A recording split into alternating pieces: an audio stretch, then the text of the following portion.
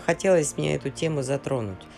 Я уже немножко затрагивала в видео каком-то эту тему, но, как показывает жизнь, все непредсказуемо и быстротечно.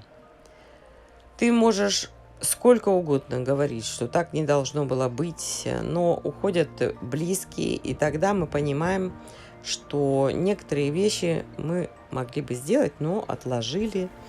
Были, может быть, какие-то обстоятельства, и уже ничего в этом, во всяком случае, проживании продолжить нельзя так, как было раньше. Я вам показываю примерки, потому что мимо Хаунтем просто так я пройти не могу, я обязательно захожу, хотя мне ничего не надо. Но, тем не менее, я нахожу все новые и новые вещи. Вот померила такую вязаную кофточку, такая а-ля Шанель. Ничего она оказалась, но она очень сильно маломерит. Во всяком случае, у нас так. Это моя юбка, я так была одета, а справа штаны, которые все-таки я купила. Так вот, давайте продолжим. Тем не менее, кто-то в жизни получил прекрасную базу, как я, например.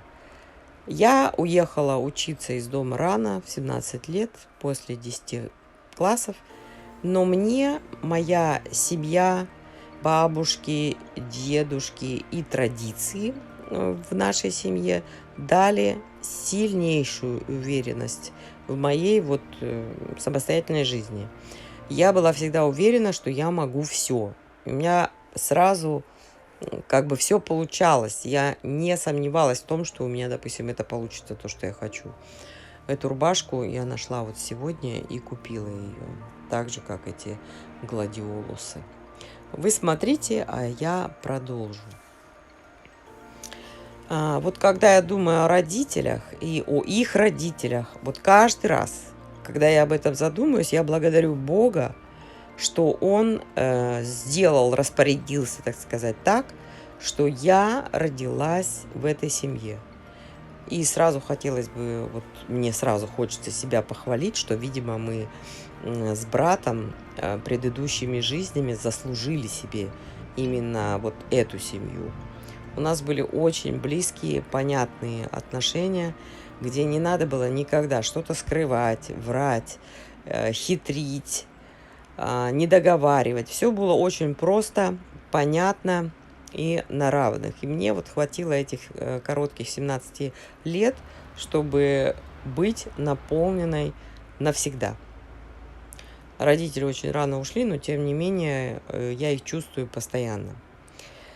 Довольно много людей ходят к психологам только чтобы суметь простить поведение родителей. Я это слышу сплошь и рядом. У меня вот не было, я как ни старалась вспомнить, не было ни единой ситуации вообще, вот, где бы я с родителями была в каких-то напряженных отношениях. Я даже задуматься не могла бы, что было что-то не так. Вот было все именно так, как надо. Так вот, о чем я вообще? Семьи бывают совершенно разные. Мы не будем сейчас рассматривать их. И я не сторонник кивать на прошлое, что оно как-то повлияет на ваше будущее или влияет на ваше настоящее. Прошлого для вас уже нет. Но у вас есть всегда возможность, независимо от того, были ли у вас в семье ваши семейные традиции, выросли вы в них там, или не было у вас такого никогда, тем не менее эти традиции ввести в свою новую семью или продолжить, или пополнить, например. Я считаю это очень важным моментом в жизни для всех членов семьи. Например, поясню. Для совсем маленьких малышей, когда родители, бабушки, дедушки, тети, дяди собираются вместе, например, на день рождения, праздники или просто так, они вместе готовят, жарят шашлык, может быть, разговаривают, кто-то кого-то угощает компотом каким-то домашним. Все общаются, кто-то просит рецепт, просто сидят за столом. В общем, каждый общается друг с другом, это дает ощущение стабильности, комфорта и защищенности ребенку. Дети видят, что всем такое общение приятно. Встречаться время от времени, делиться новостями, видеть друг друга в реальной жизни, а не только по телефону коротко разговаривать. И это поможет малышам позже вот в социальной адаптации. Они в этот момент, когда все собираются, они общаются со своими родными абсолютно разных поколений. Там могут быть бабушки, прабабушки, прадедушки, и совсем молодые там дяди, тети. Они набираются опыта, они впитывают приятные эмоции от этой обстановки и сами учатся выражать свои чувства, видя вот отношения между людьми своими родными, которые им знакомы. Я видела, там не совсем как бы по теме, но тем не менее, по теме общения. На днях буквально вот видела такую картину. Класс ждал автобус на парковке. И все дети вот ждали автобуса, и они не общались. Каждый стоял примерно на расстоянии метра друг от друга. И вот они, рядом стоял их чемодан, и они все были уткнуты носом в свой телефон.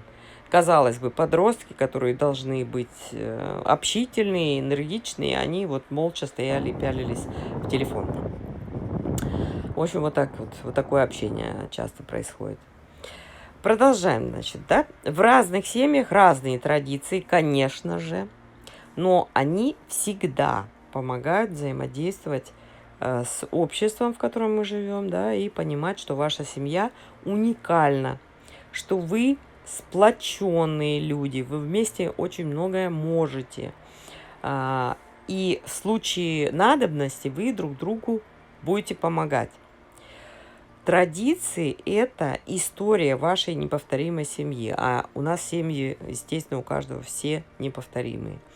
Они наполняют жизнь каждого отдельного человека теплом и особым смыслом. Вы вместе переживаете проблемы и радуетесь тоже вместе успехам команды или какого-то одного человека из семьи. Например, собираетесь, чай, торт, шампанское, приятные слова поздравлений, поддержки. Может быть, бабушка какая-то принесет пирог, кто-то цветы, конфеты. Настроение поднимается вмиг. У людей в семье, которых не было традиций, к моему большому сожалению, таких оказалось много. Я, честно говоря, была очень удивлена, потому что ты, когда к теме готовишься, ты вспоминаешь свое окружение, там, подруг и так далее. И я вам хочу сказать, что далеко не во всех семьях имеются традиции. Вот вспоминайте свои окружения. И вот эти люди хуже ориентируются в своей жизни дальнейшей, особенно в личной. Делают тут ошибки.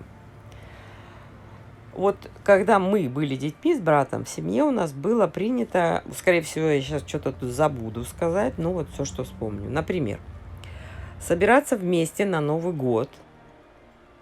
Это мы катаемся, дочь меня уговорила прокатиться на чертовом колесе. Был ужасно жаркий день, я думала, что там раскаленная кабинка, но нет, кто хочет, вот в Оберхаузене можно спокойно прокатиться, потому что там стоит кондиционер. Единственное, вот кто боится высоты, как я ее не очень люблю, будет страшновато. Но ничего, довольно-таки приятно. Несколько раз мы прокатились, ничего страшного. Продолжаем.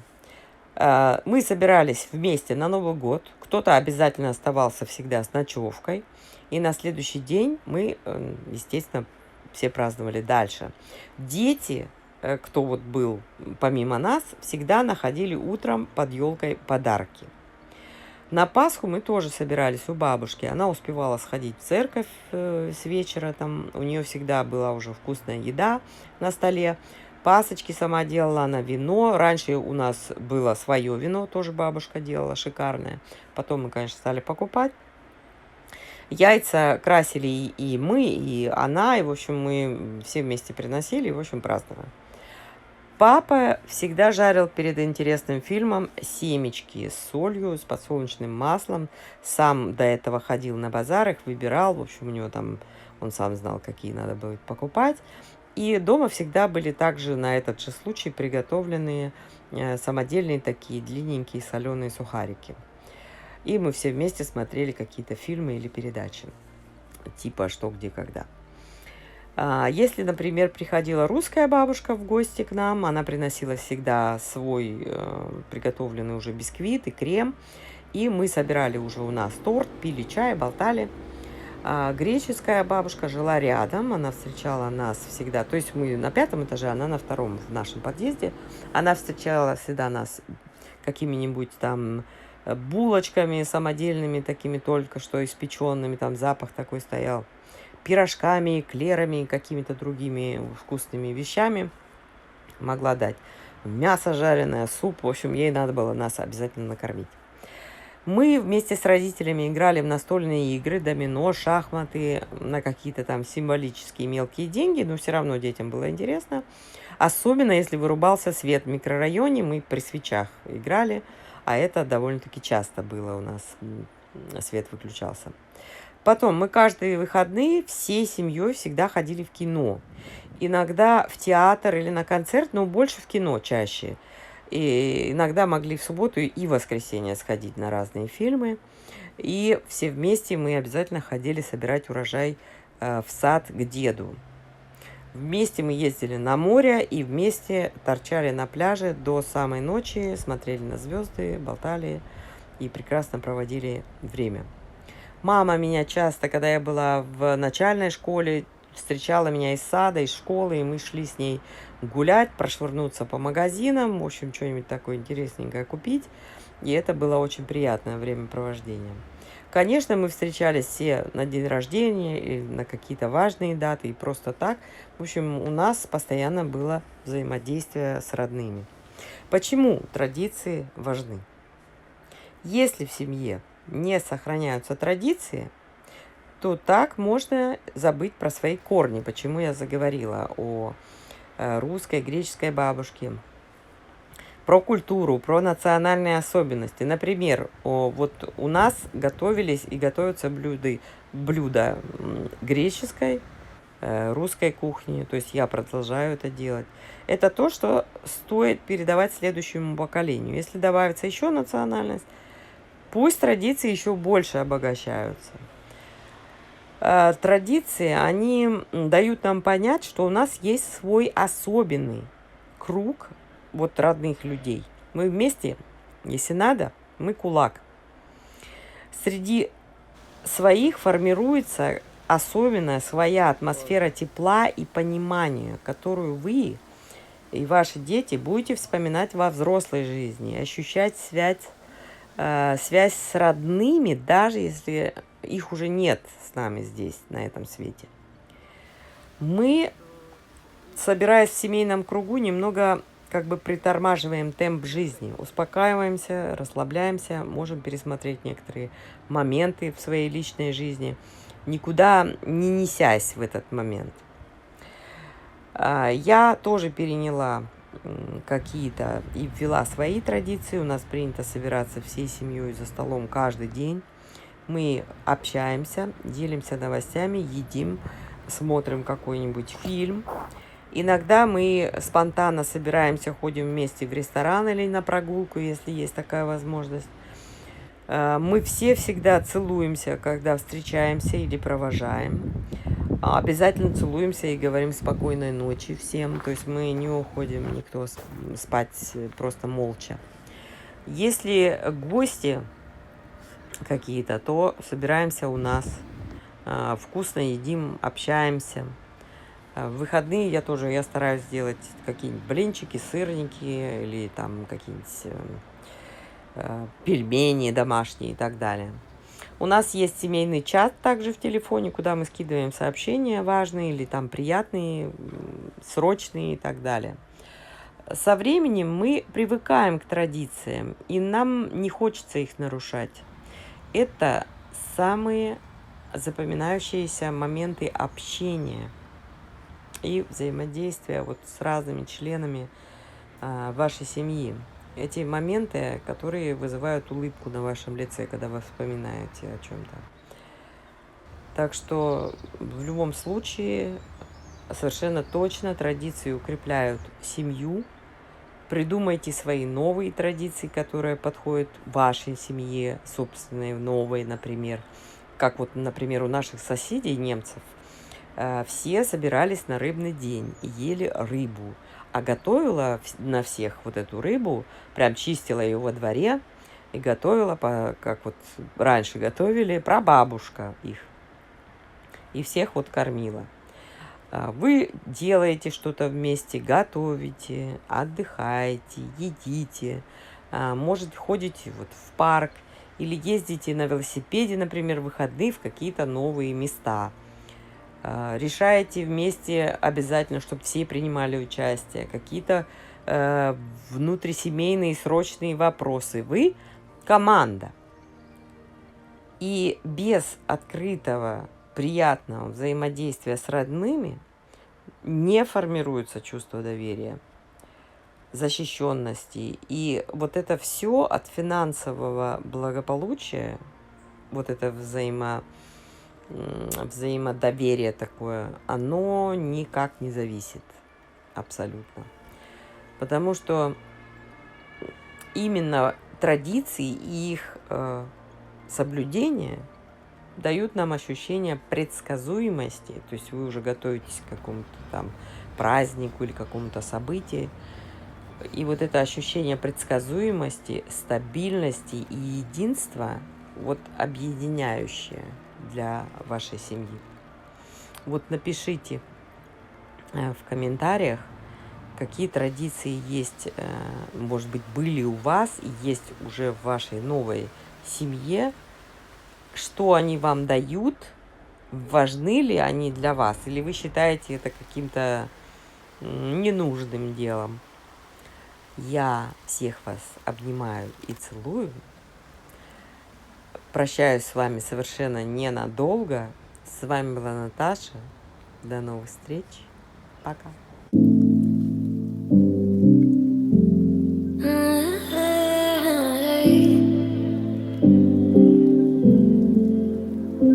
You're pulling on my walls down. I've never been exposed like this before. I'm good at shutting you out. I've always had a way of keeping closed. Beating, hiding, I've been calling out your name from the darkness, thinking it's too late. If you're